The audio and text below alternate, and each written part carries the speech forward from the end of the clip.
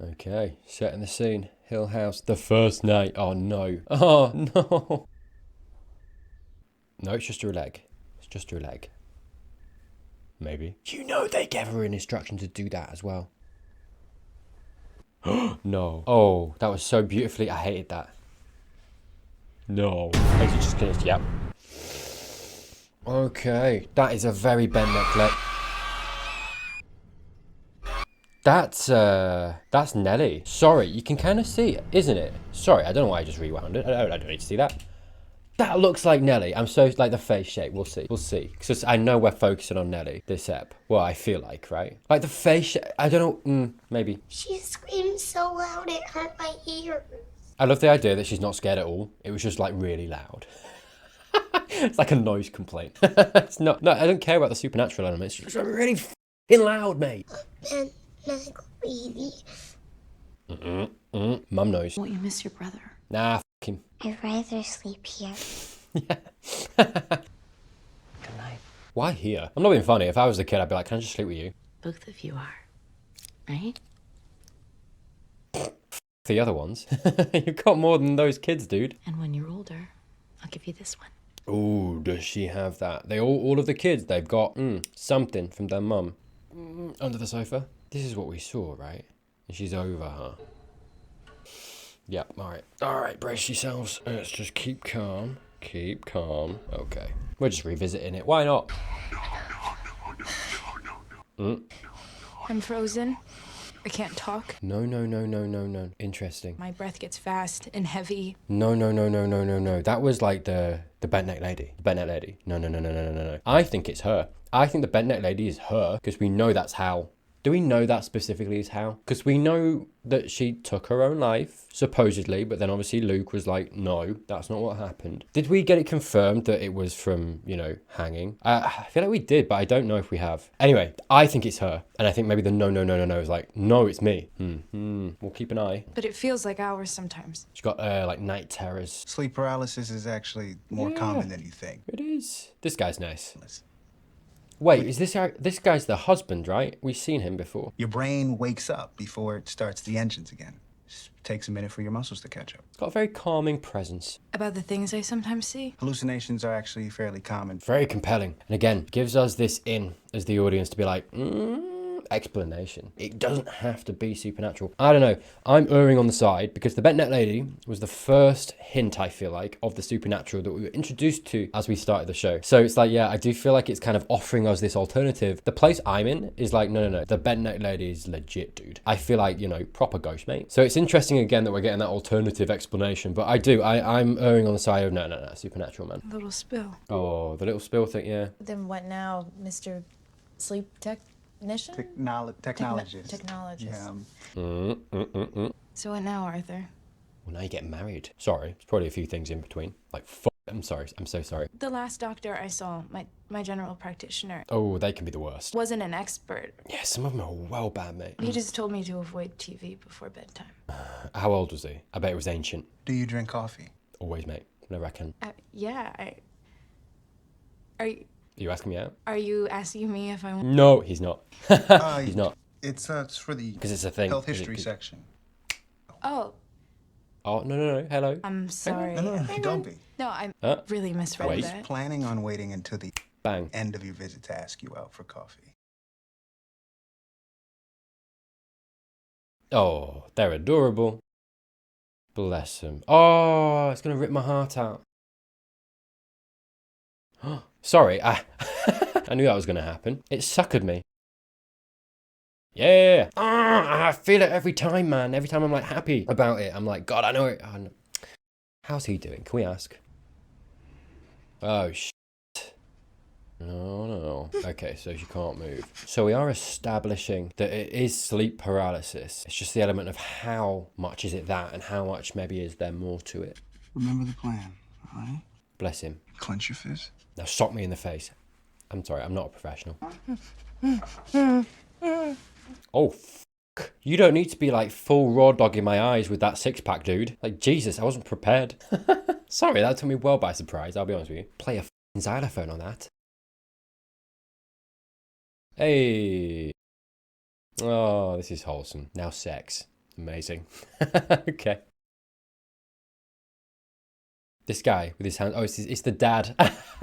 Sorry. I was like, this freak on the edge of the dance floor just watching. Sorry, it's her dad. It's more normal. Oh, it's a good point. I wonder if we're going to see more from him. Because, hey, we're talking about all the kids. He lost his wife. Oh, I'm sad now that Luke's not here. It's taking her forever. Oh, any second. Are you okay? Hey, did you close on that? Can I just say, by the way, I want the bridesmaid to please orgasm. No one, they didn't finish. And yes, I am here to ask the right questions. That's twin thing. I wouldn't get my hopes too high. Oi, hey. Who knows if he'll be in any condition to. You, boy, need to settle down. I hope he does. Okay, I'm sorry. I did. I acted rashly. Oh, God. Oh, okay. Wow. That is not sleep paralysis, dude. Again, though, my brain goes trauma. We've seen it with all of these kids. They're all traumatized, as they should be. Bless them. You know, you can't blame them for it. So my brain goes like, yeah, sure, seeing things, ghosts, whatever. Trauma. When she's maybe looking at her, I mean, her dad was there. Looking at her dad, it's a wedding day. Obviously, she's going to have her mind on like, oh, my mum's not here. You know what I mean? So, again, sorry, my brain just automatically doing the thing where it's filling in the gaps, applying, as I've been taught, I suppose, by the show, this thing of alternate explanation, rational explanation. And I wonder, like, do you know what I mean? Like, the show has maintained that. The show has maintained this thing of, not quite sure, offering you alternate explanations for everything. There's a supernatural, but also a more rational. And I do wonder whether there's going to be a shift, maybe, as we move into the latter half of the season. Perhaps, my theory, all of us go into Hill House. And I wonder if we're going to maybe shift a little bit more towards the, supernatural side of things. That's where I kind of feel like it's going. I don't know. I'm not sure though. Okay. I don't like that it's 8 months. Now I'm like, was she pregnant? Oh, buddy. It's been a long time. Oh, bless him. He is so consistent. I love it. Oh. What? No. What? Gotta be a dream. Gotta be a dream. What? Okay. Oh, man, I got goosebumps everywhere. I'm less sure that it's her at this point. That looks like her mum. Just because of the hair, the parting, and the way that it falls. Like, that looks like her mum. The one when she's a kid looks like her. Maybe I'm making that up. Oh, God, is he okay? What happened? Is she going to associate that with the Bentnet lady killing him? I mean, maybe that's what it was. What? Are you serious? From what? I mean, I feel like it's going to give us a rational explanation. He was dead but... and she was back. Right. But that does very much look like she killed him. Like the Bentnet lady killed him, right? I feel like it's going to give us a rational explanation to that. But again, offering it to you as the audience, very ambiguous. What the I loved... Oh, God. It's been almost 2 years. I actually hadn't seen her since Arthur and I met. When we lived with my aunt, I saw her some more. Yeah. Then she killed him. Right. It's almost like the Bentnet lady is the haunting of her trauma, right? And like the introduction of Arthur was, this bastion of comfort and happiness that kept her at bay, like a balm against that, right? She didn't have anything to kind of counter it or combat it. And I think Arthur in her life, very caring, very lovely person, kept that at bay because she was in love. And that makes me think, well, her seeing her dad, who she doesn't often see, reminded her of her mom, her childhood, Bentnet lady. It went away because of Arthur. The reason she came back was because of her wedding and seeing her dad and the connection she made and thinking of her childhood. And then, no, I'm an idiot. Sorry, because it was 8 months later. Yeah, why did she come back? Okay. Don't know. That is more supernatural. Arthur died of an aneurysm. I know. There it is. Right. Oh, that's sad. I know it looked like an aneurysm. I know what's to blame. Right. Hill House. Okay, he knows. Don't worry, Dr. Montague. Man, he looks well like Bill Murray, doesn't he? Tell you what, we do need a Ghostbuster, though. Mrs. Dudley, look what I found. Mrs. Dudley. I do want to know more about these guys. Do not trust her at all. Where did you find this? Where? A cup of stars. Right, so it wasn't the toy room. It belonged to someone. I think I know who Okay. this may have belonged to. Go on. Which one? Jacqueline. Which kid? Right. Jacqueline's cup of stars. Jacqueline? Oh, the bowler hat boy. What was it? Sorry, I'm so sorry. Yeah, so we've got Jacqueline. There was the kid in a wheelchair, and we've got the one that Luke's seeing. Then we've got the bowler hat man and the mum, the old lady. Yeah, bowler hat boy there, right there. Jacqueline Hill. Jacqueline Hill. Her mom owned this house, Mrs. Hill. Right. I took care of her when she was old. She lived in that bed. She said a lot of things toward the end that didn't make sense. Oh, One of the things she kept saying was that Jacqueline needed her cup of stars. okay. So can I keep it? Yes, I'm sure it's fine that you keep the tea set. No, doubt. I'm only going to drink out of this one. Oh, I don't think you should. Has she seen the Betnet lady yet? Or does that happen after you drink out the cup, mate? Use your cup of stars. Insist on your cup of stars. Once they've trapped you into being like everyone else, you'll never see your cup of stars again. Okay. Sorry, that could be wholesome. I'm also like, what's your game, Miss Dudley? I feel like she's gonna smash this, though. Maybe that's what it is. Maybe she angers the spirits. Nellie. Mommy, Nelly! look what I found. Can we have a tea party? Not now. What's up? What's she done? Come with me right now. What did she do?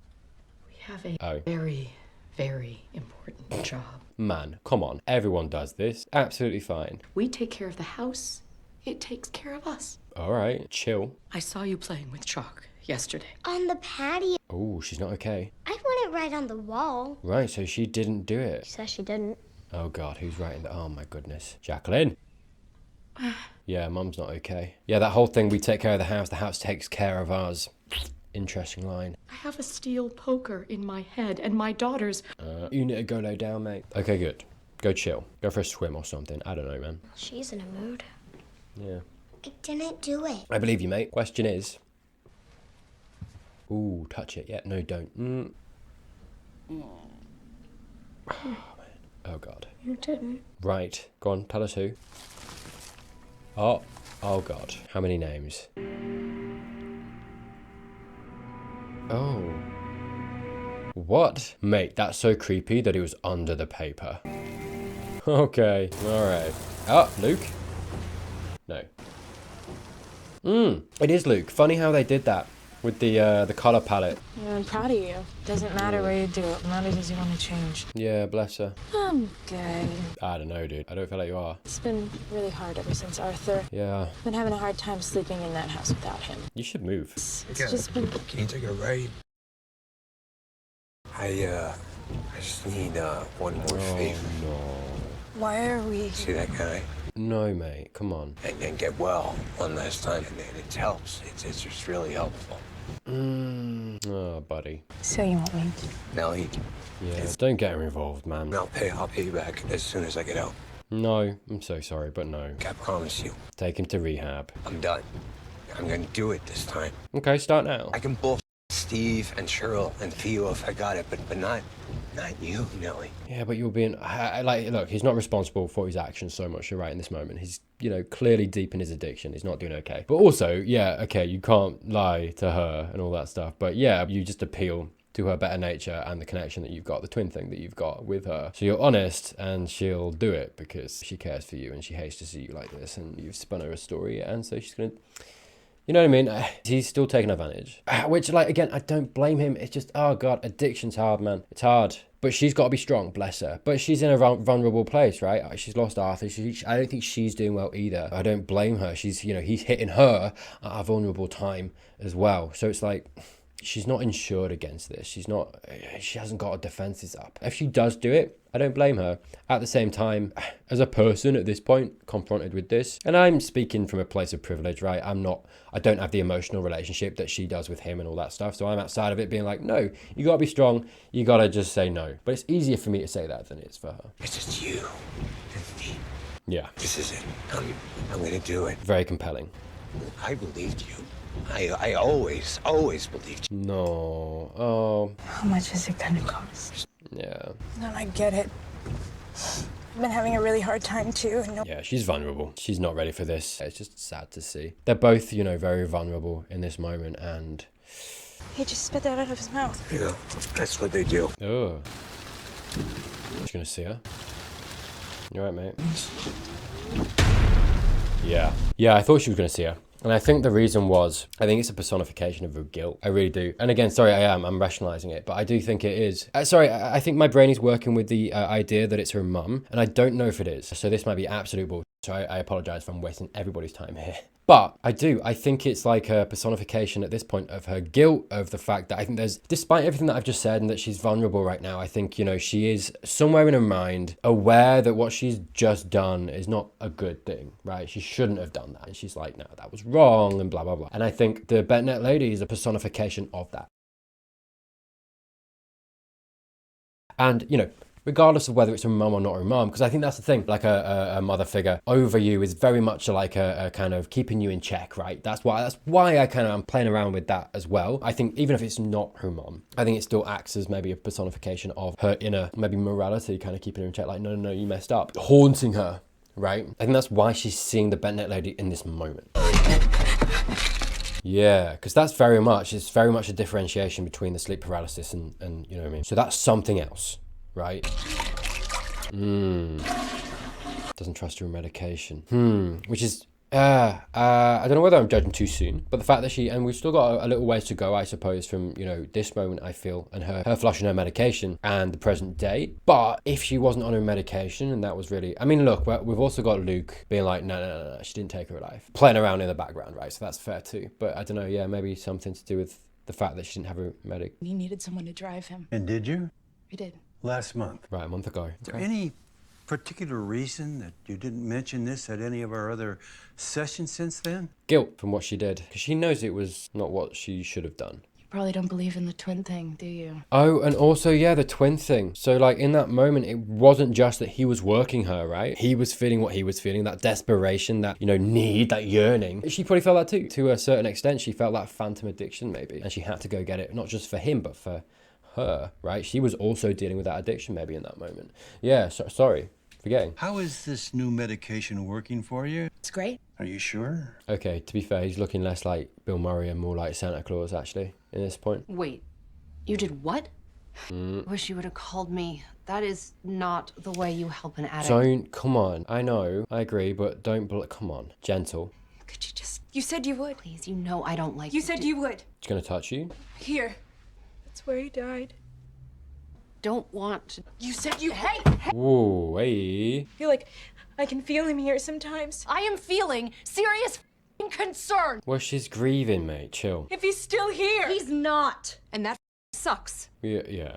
You can't live like this. Yeah, kind of more obviously showing us the effects of grief, trauma. We've been talking about it really all season. The whole show. Yeah, the show kind of being like, yeah, look how this is more of an obvious example of that. I came out here to see my sister. I thought we would go to a museum. I thought we would go to the beach. I thought we might get drunk and cry. Damn, I'm sorry. Yeah, come on, Theo. Gentleman. You look worse now than you did 4 months ago. Her husband died. It's not just going to go away. She needs to drop this tone. Because Jesus Christ, mate, your sister lost her husband. I wish you would consider just moving back east. You are here all by yourself. I have Steven.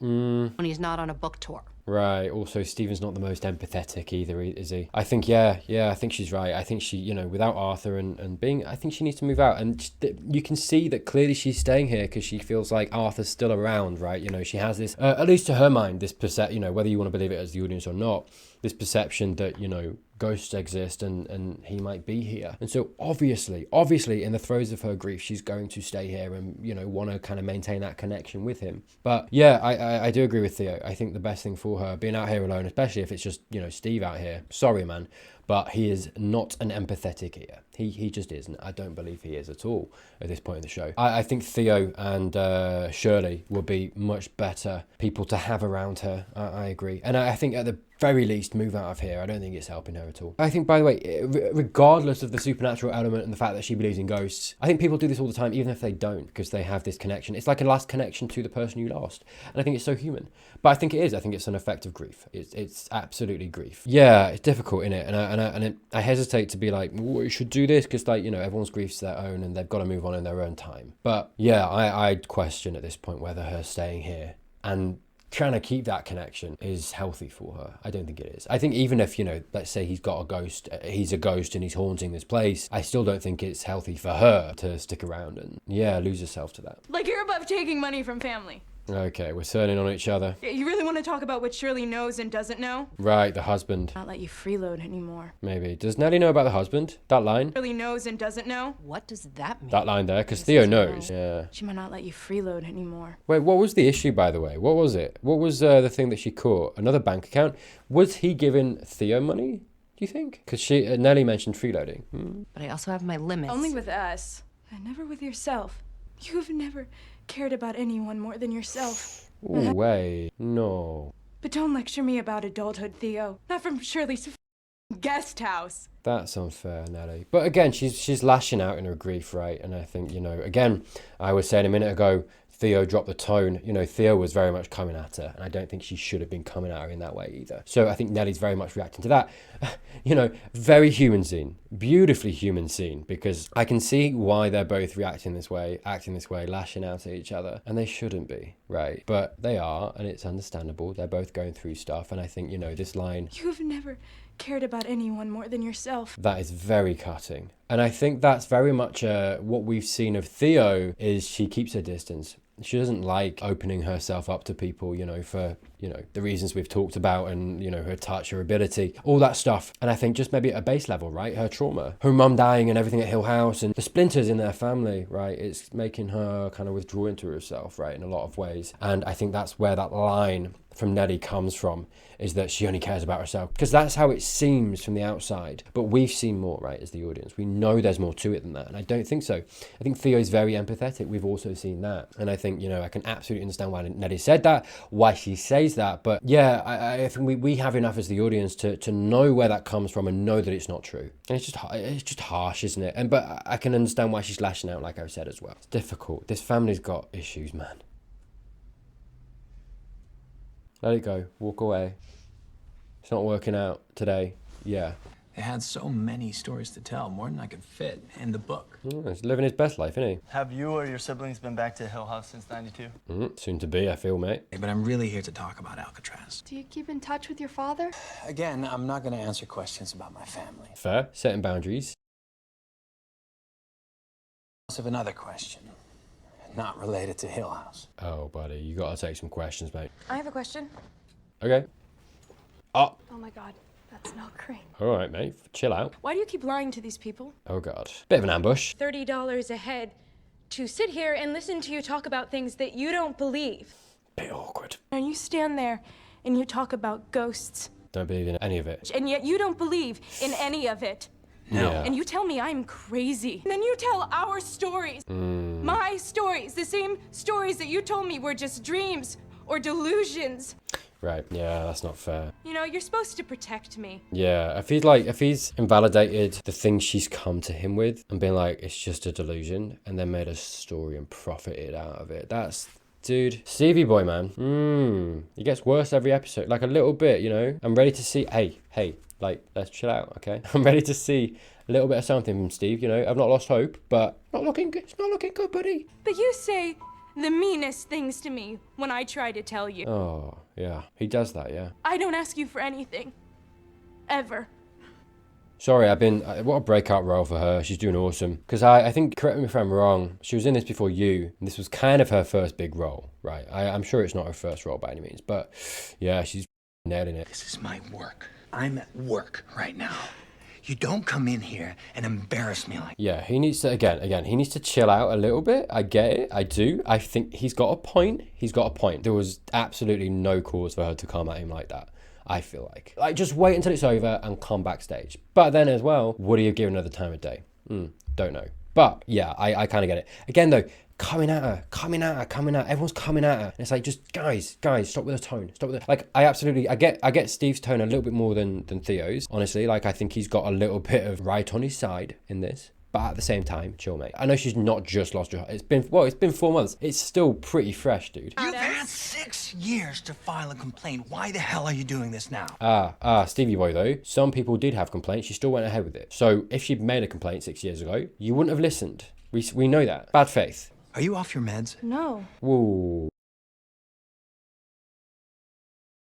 I've seen all the faces with you.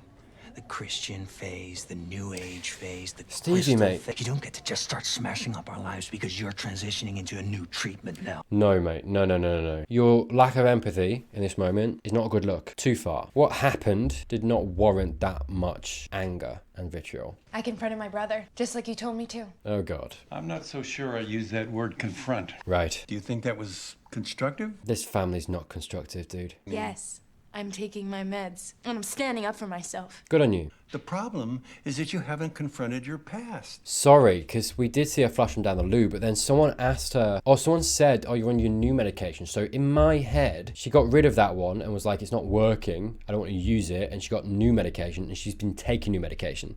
Sorry, but am I to believe that she flushed that down the loo and so she's not taking a medication? I'm actually a little confused as to what I'm supposed to believe. Maybe that's the point, actually, now that I think about it. It always comes back to one thing. The house. The guy's going to suggest going back, isn't he? You've never been there. But see, neither of you, not for a long, long time. If he doesn't suggest it, he's giving her the idea. It's not a monster. My man. It's barely even a house. My man. She's at the end of her tether and she's got her whole family coming at her. Imagine what that does to a person in her position. Being ravaged mentally by, you know, what happened. Losing her husband. You know, someone who gave her great comfort. We saw that. Someone who like really, really helped her with something that was very deeply traumatic to her and has been since she was a kid. The loss of that, huge. Then, you know, having this family that she's arguing with and this one after the other, Theo, then Steve. It's gonna like emotionally, it's like mincing meat. Do you know what I mean? Like that, like your emotions are so raw and it's like they're being minced. It's like, do you know what I mean? It's like, it's just so, she must feel so beaten and bruised. I believe that's how she's kind of feeling right now. And there's no solution. There's no way out of that. Everywhere she goes to look for solutions. We've seen that this guy, you know, her therapist who's supposed to be helping her suggested, you know, to go to Steve. She did that, didn't work. Actually, it's worse now. It's not working. Everything that she's been told to try, it's not working, right? And now he's like, yeah, the house, how is it giving you all of this, you know, pain and stuff? It's bricks and wood and blah. All of that context in mind, she's got to be thinking, you're right, I'm just going to go back. I'm going to go back and just confront it and get, you know, because nothing else is working.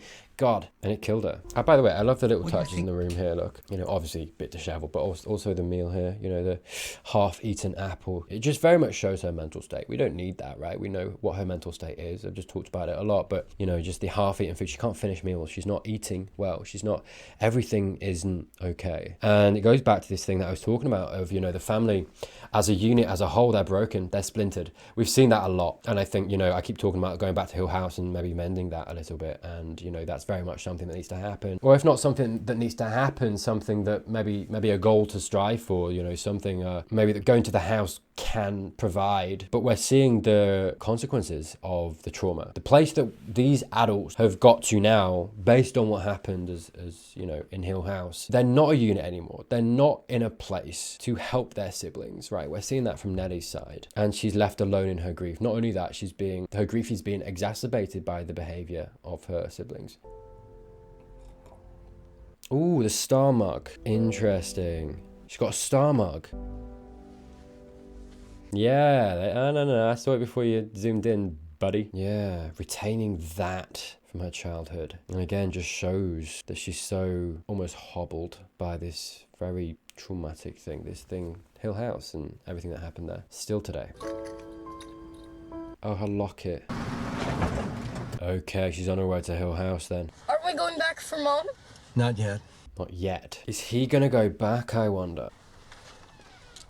So, you want to talk about what just happened, Dad? I have to go back to the house and get Mommy. Can we see that? I want to see it. Now, I need you guys to take care of each other right now. I'm starting to think, did he do something to Mum? And then she retaliated. I don't know. Okay. I'm thinking back to that flashback when we in Theo's episode. It looked like he pushed her. I don't know, though. What did you mean? Mommy looked hurt. She fell on the floor. Okay. We're in the red room having a tea party with Abigail and Mommy. Okay. That wasn't Mommy. Excuse me, what? Don't cut away. Audacity, man, of this show. So we're going to see it then, right? Because we are. All of these episodes have been going up to Nellie's death. So, yeah, okay. Counting. Yeah. 2. And I think she's got almost the right idea, right? She's looking to confront her trauma. Going back to the house and deal with that obviously has not so great effects, but if I didn't know where it was going, I'd be like, her intent's good. Oh no, no, Arthur. Here we go. We're gonna see Mum's face. Okay. Wow. Why Luke? God, I hate that sound. No thank you. Can we not? Okay. Mate, what happened? What happened, dude? I'm so sorry. Are we ever gonna see that? Come on. Did you find Mommy? Dude, whose blood? Well, I found her. okay. Is she okay? I mean, look at the man. She's okay now. Okay. I'm like, did the dad do something? Just paint. Are you sure, mate? Yeah, okay. Yeah, I'm starting to think, and hey, very rational, right, I guess, but did the dad snap? Is he to blame? And is he spinning him a little bit of a yarn? Is his mind cracked a little bit? Because, like, I'm not being funny. If Nellie is the one talking to him right now and she's seeing all this stuff, not really addressing it, she's clearly taking it in somewhere. This has got to be messing her up. Do you know what I mean? It's very telling that Nellie is, like, she didn't at any point acknowledge the blood. Like, she was looking and he was like, it's paint. But, like, do you know what I mean? Your aunt Janet's flight gets in at, she should be here no later than 2 o'clock. See, so... 2 o'clock. She's taking that literally, dude. If she's not there by 2 o'clock, I feel like that's having an impact on her. Constant broken promises. You know, the whole thing of like, you said you'd be right back and it's been hours later. The whole thing of like, yeah, she's coming at 2 o'clock. There was very, that little, the cinematography there was very specific, very particular. There. I'll try to be back here as soon as I can, okay? She seems like a child that would, she's, you know, sensitive, I feel like. Not a bad thing, I don't say that as an insult. But it seems like it impacts her very heavily when people break their word. She takes it very harshly. And if she takes it that seriously and the effect is so much when someone breaks that, if that keeps happening, I'm just like, that's probably having an effect on her. Trust issues.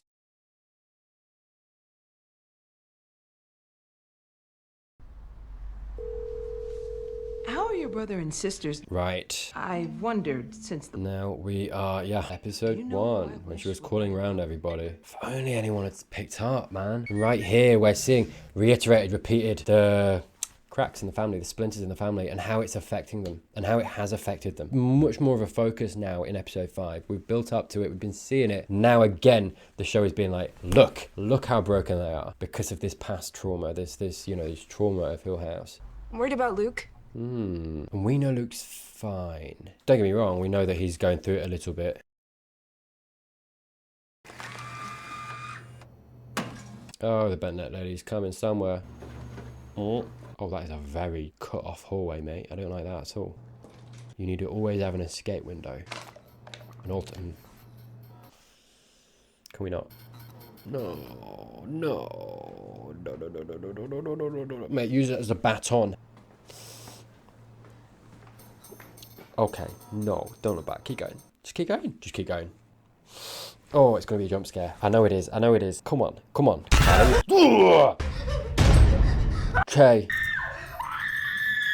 Alright, that wasn't as bad as I thought, to be fair. That could have been worse. Actually got a Okay. 90-day chip today, if you can believe that. No, she knew. I'll be around tomorrow. Okay, that's not good though. Yeah, exactly, that reaction. That to her is like, I'm insane. She saw what she saw with Luke. She's always relied on that, and now that it's been proven, I suppose, that that was wrong. She's got to be doubting her sanity. Oh, mate, you are not okay. You probably shouldn't have slept all day. No. I'm sorry, but that's always a good idea. There's nothing wrong with going at night. Well, just a carcass in the woods. I mean, a carcass in the woods isn't fun, though, is it? Here we go. My God. With the attached trauma, it'd be terrifying to see that place. I want you to go to Stephen Lee's. I'm going to drive toward... Okay. No, I'll see you there tomorrow. Oh. Okay. Ah. I love you, Daddy. Bless her. Oh, the light. Come home. Yeah, the tapping of the watch. It's time. And this idea almost of nostalgia, right? The coming home, the light blinking, source of pain, and it's almost probably an element of it being quite comforting in this time of strife and grief and loss for her. Where have you been? Okay. To be fair, what a beautiful house. Snitch. Snitch! We were gonna have a tea party. Nellie, your mom's looking for you. Okay. She's over here. Okay. Okay. We saw her dancing, didn't we? In, was it episode 1? Right. Welcome home. Holy shit. Oh, you're doing well, mate. You're not even dressed. Okay. Sorry. Oh. I know this is supposed to be scary, it's just sad. All these moments that have stuck with her, that have, you know, clearly been deep emotional hits that she's taken and kept with her all this time. You know, the writing on the wall, being blamed for that when it wasn't her. Yeah, she's reverting back, you know, her life right now in this present. It's not good. She's not happy. She's lost everything. Her family, who was supposed to be this warm, this boon, this balm, aren't. There's no sense of safety. There's no sense of home. So it's completely understandable why she would be drawing back, falling back on Hill House. What option has she got? Even though it just shows you the place that she's in, that despite the trauma that she went through as a child, it was so traumatic. We've seen that too. The trauma that she's dealing with in the present is so much that she's going back to the trauma that she had as a kid, because that's more of a welcome than her present life. Doesn't that tell you something about the world we live in? How I think what we've seen a lot this episode is her family, her siblings being very, I want to say it harshly, I don't necessarily mean this harshly, self-centered, right? They're very focused on their own lives, their own things. They, you know, Theo came in and she was like, I just wanted this meeting to be this and this. Go to a museum, have drinks, get drunk, cry. I thought that's what this was going to be. Where, you know, it's been 4 months since Nellie's husband died. You know, she's very much still grieving. And I think she probably wanted maybe something else. And Theo, whatever, I'm not trying to blame her or anything, came in with this idea of what it was going to be in a very self-centered way, not really thinking about what Nellie wanted or needed or expected of it, right? And then you've got Steve, who treated her a certain way, treated her delusions, right, a certain way, and then profited off of it. Him being very self-centered, very much in his own lane, in his own life, thinking about his own things. Again, I'm genuinely not blaming Theo or Steve in this instance. I think it's an example of how we are today in this present world. We're all very self-centered because we have to be, and, you know, life gets in the way and life gets very complicated and overwhelming for everybody. And I think that's the point. I'm not, you know, trying to level blame at anyone. I think I'm trying to make the point of we're not there for each other as people. There's, you know, there's such a lack of community, I think, today. Because I think we are, and I've done this. I'm guilty of this too. I think we all probably take so much planning to get, you know, friends together and see each other. We all struggle with this. And I think, you know, the world is so fast and we live in big cities, small towns, whatever. But if you're in a small town, you're disconnected from everyone else in the big cities because they live life completely different. If you're in a big city, you know, there's not that sense of community because there's too many people. I come from a small town. I've lived in different cities. I live in London now. It's completely different, right? You know, back home, you know, you walk past someone, you say hi. That's how you do things, right? And here, if you say hi to people on the street, they look at you like you're a weirdo, right? I think the overarching point is, in the world we live in today, there's such a scramble to get fulfillment in life, but also to pay rent and buy food and water. And maybe you've got kids or pets or whatever, you have to provide for them as well. There's this scramble to do all of these things that there's not enough time to find fulfillment and happiness in life necessarily. And then what, on top of that, you got to see friends and family, and it's too much, right? And I think to Nellie's detriment, that's what's happened here. And isn't that sad? She's so lacking in comfort, community, that this deeply traumatic event, this place she came from as a kid, is now her safe place. That's so sad. And I think it's very much a social commentary on where we are today, what our focuses are. What our focus is, that's my point, have to be to survive. And what are we missing out on because of that? Isn't this the outfit the Bent Lady's got on? What Nellie's got on now? Sorry for everything I said. Validation. This is everything she wanted from Steve. I always should have believed you. Yeah. About everything. She's given herself what she wanted from these people. I'm so sorry that we fought. Right. This is everything that should have happened. I'm so proud of you, but... Pride from her mom. All of the things she's been lacking, we're getting in this last scene. Thanks for believing in me, Nellie. It did the trick. Yeah, it's this trauma, everything. Oh. everything we've seen this episode, everything that she needed to hear from these people, her family. She's come back home, she's in this place, and she's, you know, seeing them, and they're all verbalizing, saying these things that she needed to hear to survive, and now it's too late. Hi, gorgeous. Oh, she was dancing with him. Yeah. Oh.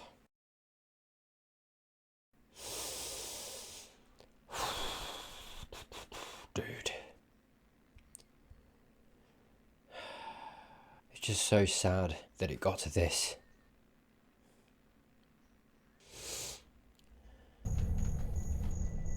Yeah. I see less of the supernatural in this.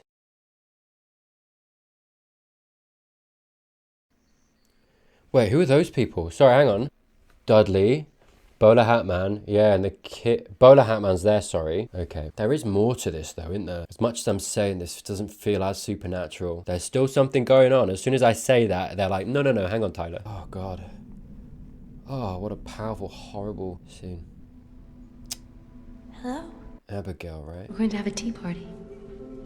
Again, though, we're still falling back on things that Nellie knows. The tea party, the Star Cup. No, the thing that Luke said on the night of. And Nellie was like, no, that wasn't Mom. They're having like tea with Abigail and Mom. And then she was like, no, that wasn't Mom. Oh, a rope. I don't like that. Why do I feel like this is going to be very sudden? Alright. She is the Bennett lady. I'm pretty certain. Is she remembering? Yeah, she remembering that the Bennett lady had that around her neck. Mom? Oh. Oh, yeah, she didn't want to. It's time to wake up, sweetheart. Oh, God. She didn't want to do that. Right, that's very much the Bennett lady. Oh. No, yeah. All of those moments, yeah.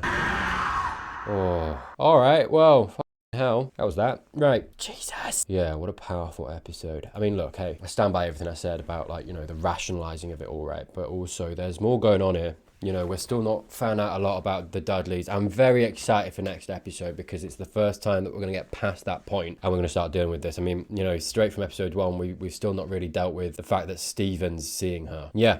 Don't know much about the Dudleys, and even in that last bit, you know, again, we still don't know much about the Hills, but again, 5 more episodes to go. We're only halfway through, so yeah, I feel like we're going to start delving into that a little bit more. I think Luke wasn't wrong. There was an element there of her not wanting to do that, and her mum, the spectre of her mum, putting her in that position, let's say. I think you can rationalise that, but I don't know, I'm erring a little bit more that there's a little bit more supernatural stuff going on here too, and there's something still with the mum. We saw the flashback with the dad. We still don't know what happened from his perspective either. So yeah, we'll see. What a painful episode, and I think the thing I'll leave you on is to draw on this theme of trauma, and I think the added thing of the lack of community and support, and you know, how helpful was that therapist, right? He was trying his best, don't get me wrong, but how helpful was he? Nellie, you know, the sense that I got this episode was she's very lonely, especially after the death of Arthur. Very sad. Anyway, that is the end of the video. That is episode 5, the bent neck lady. Thank you so much for watching this video. If this was your first one, hey, click that subscribe button, get the bell on the go as well. Ding ding, motherfucker. And with that said, thank you as always to my beautiful patrons. Thank you so much for your support. Thank you to the rest of you as well. And with that said, we will be back very soon with more Haunting of Hill House. And until then, see you later.